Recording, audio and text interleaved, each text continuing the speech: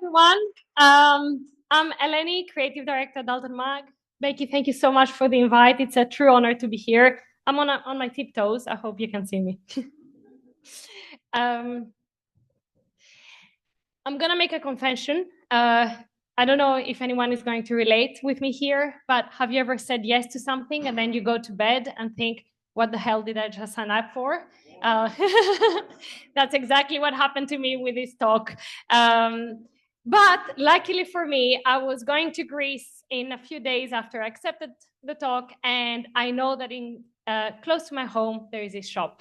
And I can't think of a man more eligible for looking at stuff, because he takes people's trash and makes it other people's treasures. And I think anyone in this room can relate that this is a true treasure place. So you can't even go in. I asked if I can dive in. He said absolutely not. But thankfully, I had thought that I want to ask for things about theater. I've always loved going to theater as a child and as an adult. So I thought, I'm sure I'm going to find something related to theater. So originally, he showed me some books. They were okay. But then he came with a bag full of the brochures that you get at the theater with the program of the theater, of the play. So I found 10 of those that I really loved. And what I'm going to do today is I spent an hour and a half in that shop. So I want to give you 10 minutes of how I looked at those things. So it's just pictures of stuff that I loved. I'm going to start with the covers. I thought they were really, really pretty. This is the back cover here and the front. So usually front has a picture of the play and the back has some ads. Apparently this red one is gold. Apparently I've bought the best thing I could ever buy, but I find that the back has a lot of scribbles. So I think maybe I got scammed, and I don't think it's gonna mean a lot later. The one on the right is the most simplistic one I found. And in fact, it's also very plain on the back. And those ones are equally decorative as the other ones. By the way, I have them here. If you want to look at them very carefully afterwards, you're very welcome to. What I wanted to focus about those little brochures were the ads that one could find on, because what I thought was really interesting about the ads is that they have a plethora of fonts. Because of the genre, they're all from the 50s and 60s. And I think at the time, that's how, things used to be typeset and put together, but also because in Greece, we don't have many fonts. So I think by default, people had to use a lot of more handwritten elements. And I also love the combination of the illustration with the fonts. A lot of them are extremely sexist, I'm not gonna lie. I'm not even gonna translate it. I think you can even imagine what it says. What I think is interesting is that in Greek, the handwritten form and the typographic form are usually very closely linked.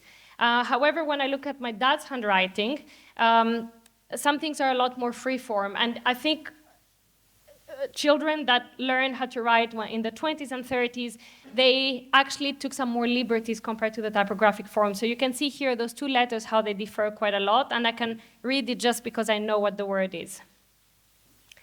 This one is an ad about saving your nails. This one is about bamboo furniture. I found very interesting, and you'll see this in a lot of the ads, that whenever there is all caps, it's a lot more typographic. But whenever there is lowercase, usually it's a handwritten form. A, to make contrast, but I think B, again, lack of typefaces. We had a lot, our uppercase looks quite a lot similar to the Latin, so I think there were more references to draw from. Again, a very interesting way of how the S here gets a much more free form. This one must have been a low budget one. It's not great. But it has a lovely P shape, which again, you can see the handwritten form on the red character, and then, the typographic and the way I would write it today, and then how someone from, 20s and 30s would write it. This one is for flooring. And this is a letter lambda that normally sits on the baseline, but you can see here it goes as a descender. This is for Scottish whiskey, of course. And the beta and the theta, usually, the typographic form, they're a lot more different from one another. When you write them, they're a lot closer. But what I thought was interesting here is that it's a typographic form that has literally mirrored the two, and that's actually not common, not even in handwriting. This must have been a very lousy student, because everything is all over the place. I've made a lot of assumptions here, of course. This one for a soap. This one, I'm not sure if it's on purpose or not, but I couldn't stop looking at that. Also, it's very Latinized. It's using the Latin I. Normally, the title on the I would have been a proper accent, like more like an acute or a grave. But even if you look at the lambdas, they look like Y's upside down. So I think, again, not very skillful here.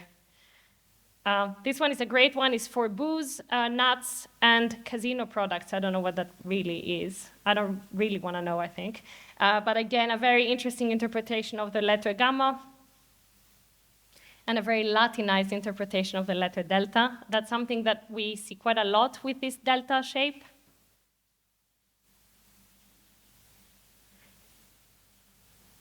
Those poor chickens. They're protesting because they demand to be only cooked in a specific oven. Otherwise, it cannot be cooked. I just love how a lot of those ads, many of them are very naked. They just have a very beautiful piece of lettering and then maybe a little bit of typographic elements. And again, a very flamboyant representation of the letter upsilon. What I also found very interesting is that in some ads, the logo has remained quite, the same, and then the rest has been lowercase a for contrast, but again, I think B for lack of typefaces that would match more closely. And one thing that you'll see is that a lot of the logos, maybe they were for companies from abroad or English companies, but they would get transliterated, so you'd get the Greek name of it. What I find interesting is the ad on the left. It's an encyclopedia for women about all the achievements of women have done. I was like, oh, that's amazing. And then I actually read the achievements, and a lot of them are about giving birth, cooking, staying at home. This is our national airline, which has a beautiful logo, in my opinion. I'm betting money no guard has ever flown with their actual uniform in a flight, but who knows? This one is a very interesting one. In Greek, we have our own version of the ampersand character. So, you know the ampersand, you recognize it. But in Greek, it's like this kappa letter with a little tail. And what's very interesting is that depending on the font or who writes it, depending on their influences, they would use one more than the other. And I thought it was interesting that in this ad you could see both. This one is one for insects repellent. I love this key.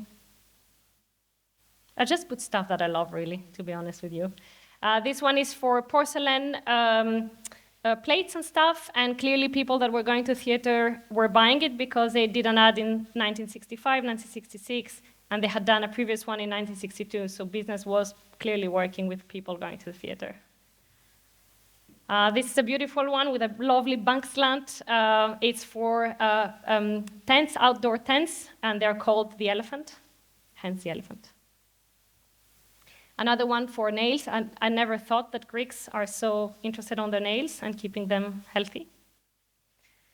This one is about fridge sizes. Apparently it was a big thing. And again, you can see actually even more Greek representation of this ampersand. And a very favorite ligature of mine, because unlike Krista, I do love ligatures, is the O and the upsilon, and it looks like an omega upside down, as you can see in the highlighted one. Some more furniture. What I think is interesting is that sometimes, because also it's black and white, you can't really distinguish what's an ad and what's actually the content of the leaflet. Another one for fridges, different sizes, big thing. This one is about choosing pajamas with closed eyes. This one must have been done by someone. My interpretation to this is that whoever did this piece of lettering didn't know Greek, because if you actually look at the Greek, it looks very slow. It's almost like if someone had just learned how to write it. But gave it more away to me is that the T is using the Latin shape instead of the Greek, which is the red one on the left that it should be. And a beautiful representation of the gamma with a little loop. This is more common on display usages, and I really love it when I see it. Another beautiful omega.